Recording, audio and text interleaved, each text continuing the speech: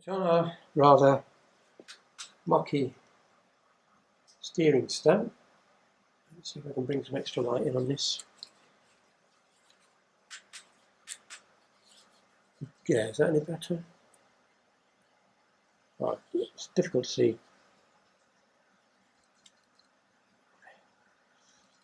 The bearing surface for the taper roller is directly under there with a seal. And then the stem continues underneath it. And there's the yoke, so there's a gap. And we've got to try and get this up there. Now normally, well I say normally, on lots of bikes, that will be right down touching that, and you just gently put a thin blade or chisel behind the bearing and work it off. Slightly more awkward this one, because even a fat chisel is too big. So I'm going to do what I did with the Bonneville and tap the chisel down either side of the stem, so the pressure is acting on the back of the bearing here and on the yoke there, if you see what I mean. So rather than getting directly behind it, I'll be running down the side of it to try and encourage the wedge of the chisel to push the bearing upwards. Will it work? I hope so, and we're going to give it a go. So let's see what happens. So that down there like that.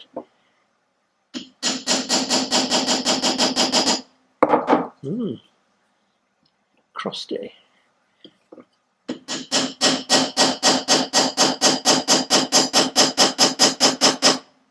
Any sign of movement? Possibly.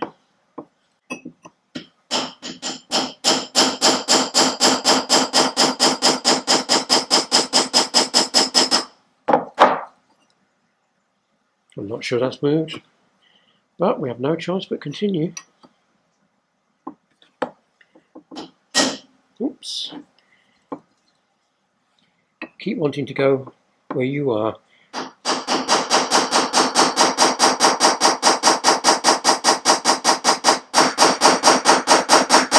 Just trying a few taps from behind as well.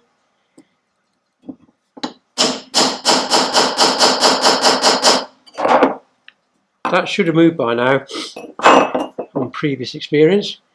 I think we may have a corrosion problem, so I'm just going to lube it up a little bit and hope for the best.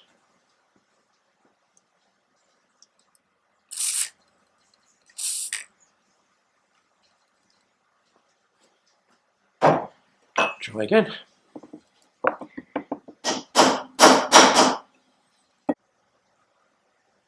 Right, I tried a slightly different chisel.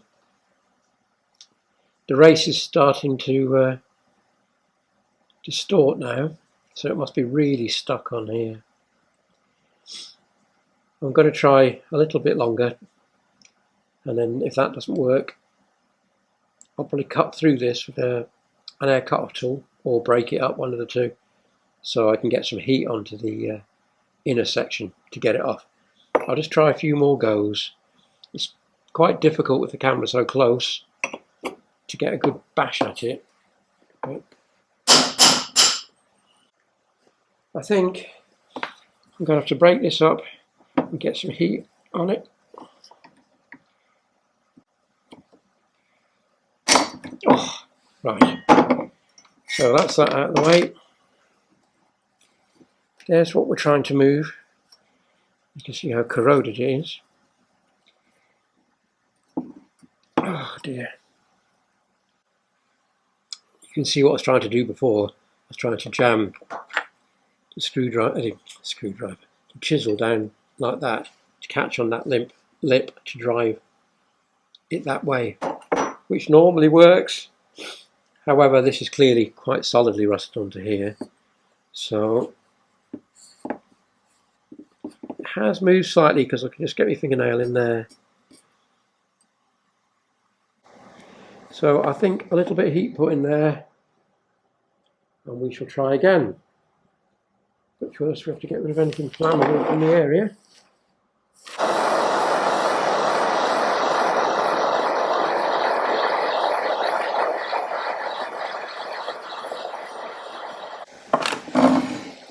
turning around this way to try and support it if I can.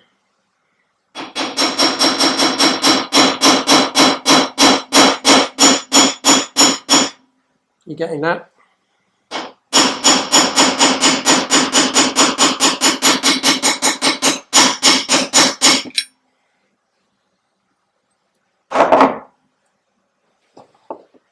Right.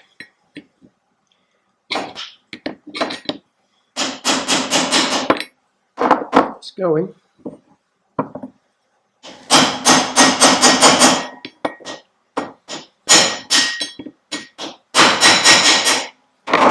Right.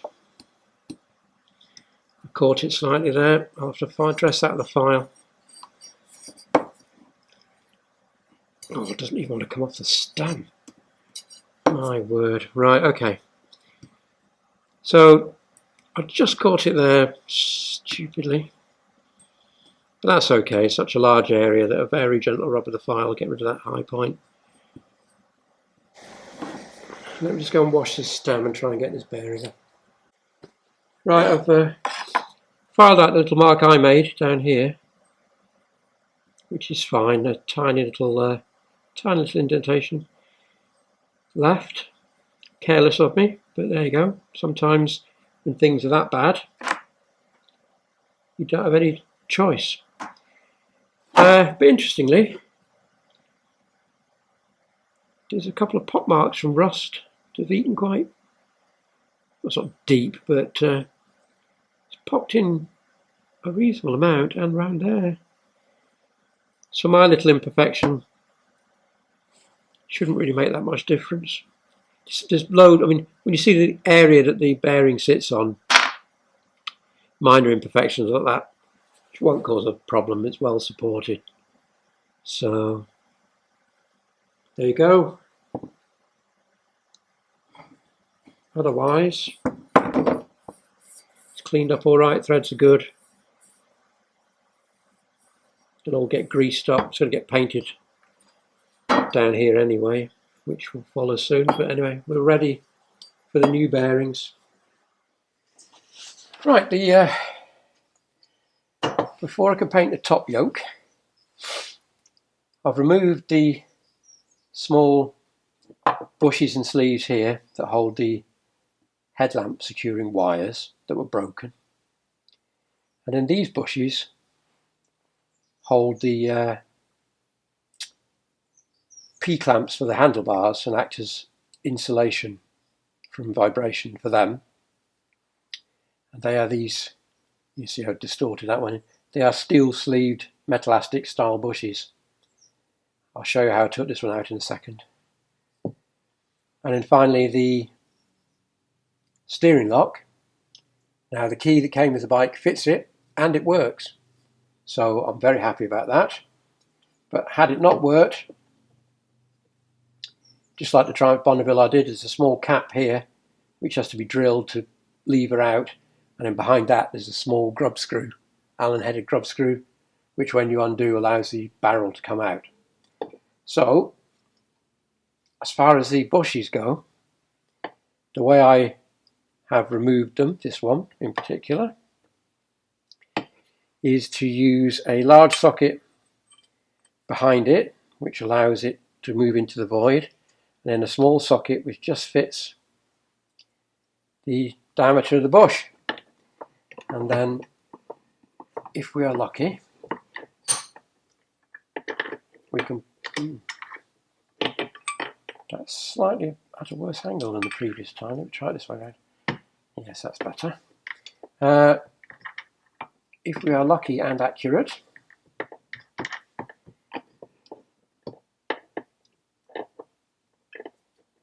anyway, you get the principle.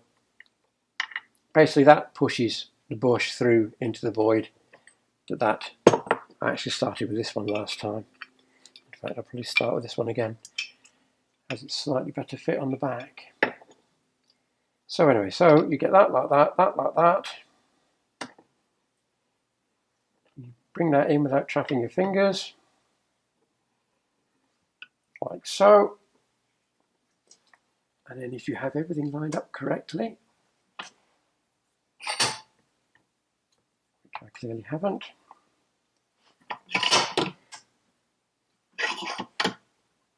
Nope. Okay.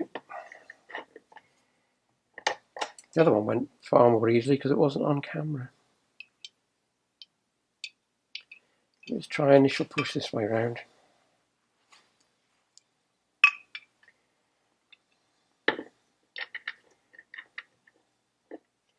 No, it's definitely better that way. These are very narrow shoulders. It's very hard to see. In fact, I shall get some light to assist my vision, which is not the best, just to make sure that I am actually on the bush, which I think I am. No, we're cocking over. This is typical. The first one just came out very easily. No, that's going. It is going. Right, I found a socket which is a better fit to keep this squarer. It wasn't a problem with the first bush, but it clearly is with the second. This won't take it all the way out, but by then hopefully I can use one of the other ones. So, oh, there we go. How easy is that now? Laughably simple. That's how the first one went. It just wasn't square on at the back. Foolishly. So, it's virtually all the way out now. I'll just pop that in there. Use this slightly wobblier one for the final push. God, can't even get it on now. Oh, right, okay.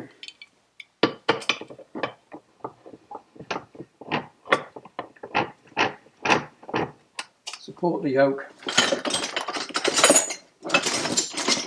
Give it a gentle tap.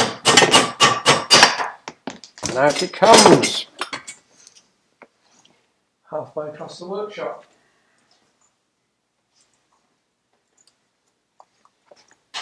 Ta-da!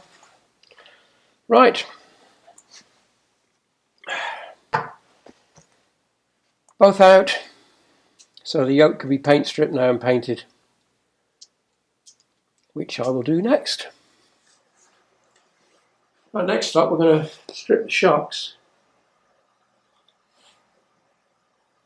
The bottom bushes, as I mentioned, looked quite bad, but I didn't realise they were quite that bad. I've never seen bushes just fall out like that before. Very strange. The top one, it's the same. The previously on shop bushes, I've had to use a puller to get them on and off. I assume when I get the new ones I'll need a puller for them as well. Anyway, next we've got to get the spring off and find out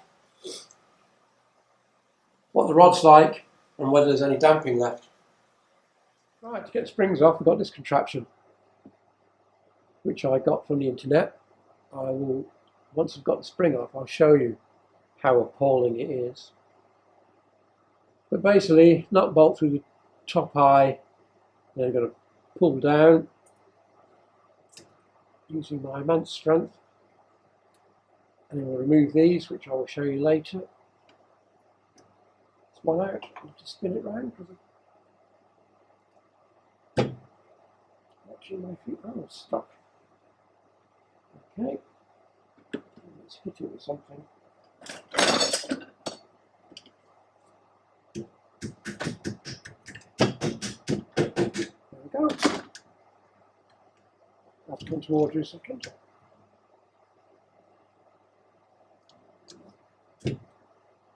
There we go. That releases the spring. I'll show you these on the bench. And we'll do our little nut and bolt.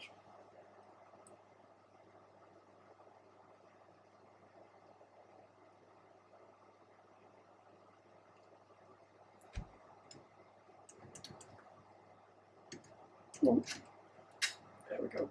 Which releases the tool.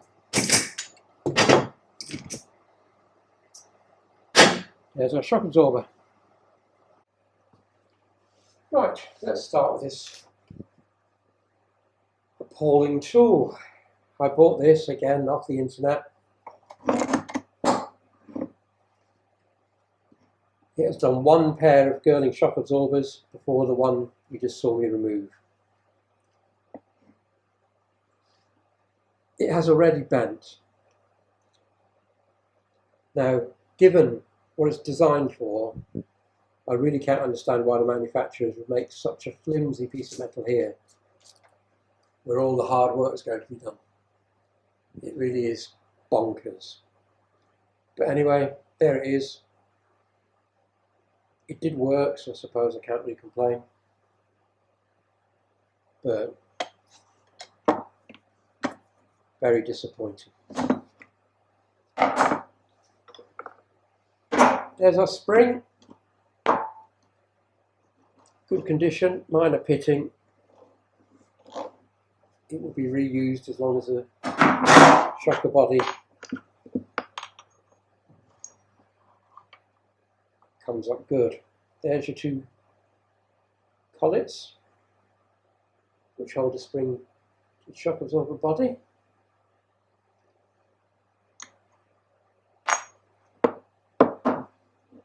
And then the shock body itself. Rubber bung, top and bottom bushes. That sleeve should turn, I think. Or does it? I'm not sure it does, yeah. I can't see a ramp unless the ramp's in there. I shall have to look at that. Is there any damping? No sign of leakage. And there's clearly oil in it. You would expect it to be more going that way. The rebound's incredibly good.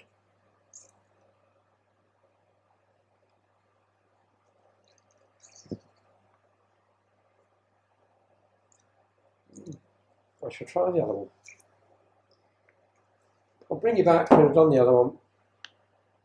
Let's see what it's like.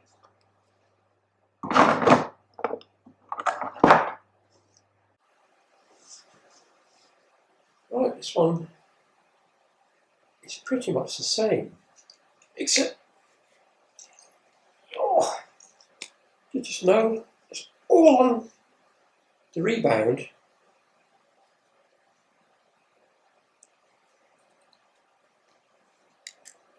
Oh, now it's starting to get some. I wonder if they need pumping up because it's been sat so long. Oh, I think this one's bent. What is that? Just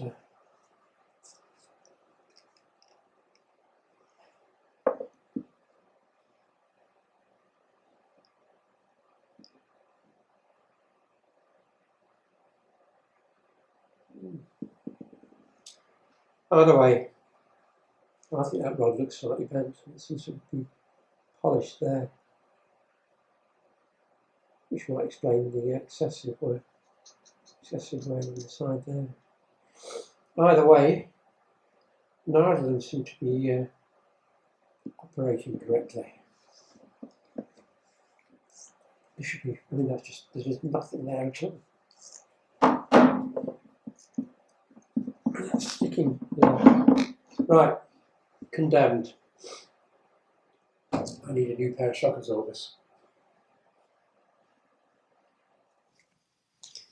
The battery tray and the coil holder tray are quite rusty,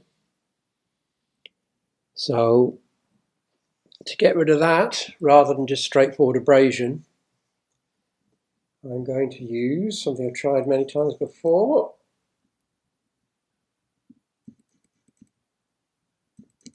Which is citric acid, readily available online and probably locally, and that just gets moved into a bucket.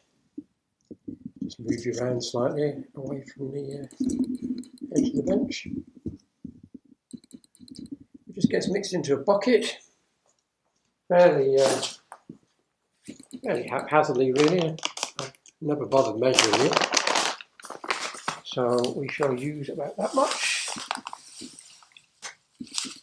in half a bucket. Give it a quick stir with whatever comes to hand.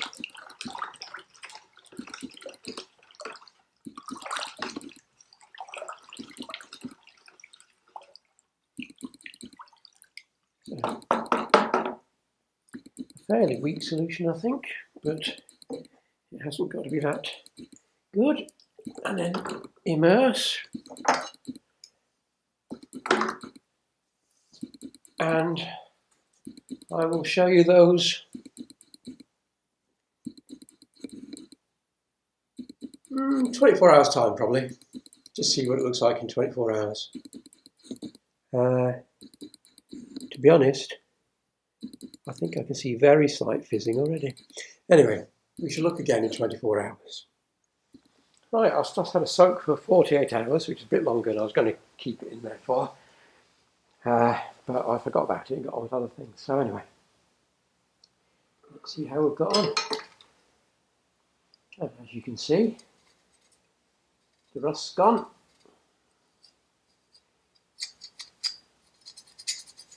Really, really good. Just give it a quick wipe with your finger.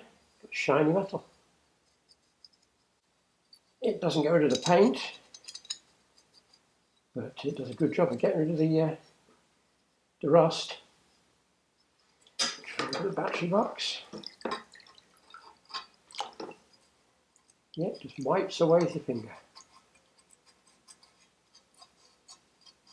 So, now that I know the rust's gone, or most of the rust's gone, I will paint strip what's left of the paint and then etch it up and prime it. Good stuff.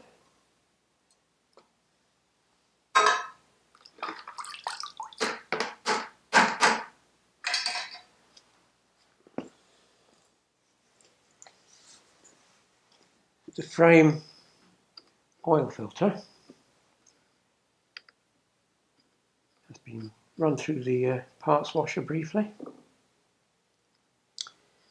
and sadly whoever's had it before has been addicted to gasket goo, because the amount that's on here is absolutely ridiculous. Look at it.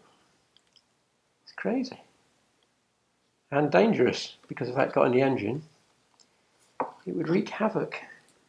So anyway, it needs, the plate comes off there. There we go. Obviously the degreaser didn't get into all the cavities. So yet more gasket goo. Yuck. So I'm going to go and run this through the parts washer again. Get it nice and clean. And then we've got 2 new gaskets to fit it. It will not be getting any gasket sealant on it whatsoever. Right, I'll show you that again when it's clean, and all this lot is going in the bin.